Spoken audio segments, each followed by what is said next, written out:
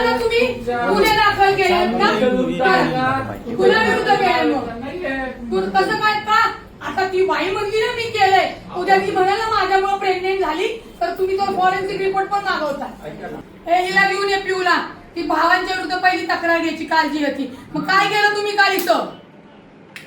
म्हणजे ती येणार ती तुमच्या समोर बसणार दोन्ही तक्रारी मग काय तू क्रॉस कंप्लेंट होते ती दोघांची मग दोघांनी मागण्या नाही का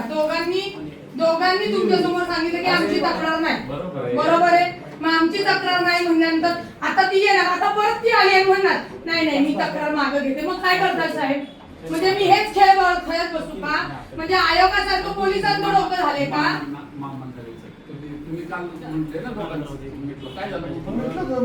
ऐका नाही मिटलं नव्हतं नाही इथं काय प्रोसिजर केली तुम्ही मिटण्याची ते पेपर कुठे नाही ते पेपर कुठे मला ते पाहिजे साहेब मी वकील आहे क्रिमिनल आणि प्रॅक्टिसिंग मध्ये आहे मी राजीनामा दिला प्रवक्ता पदाचा आता मी नाही कोणाला हे करणार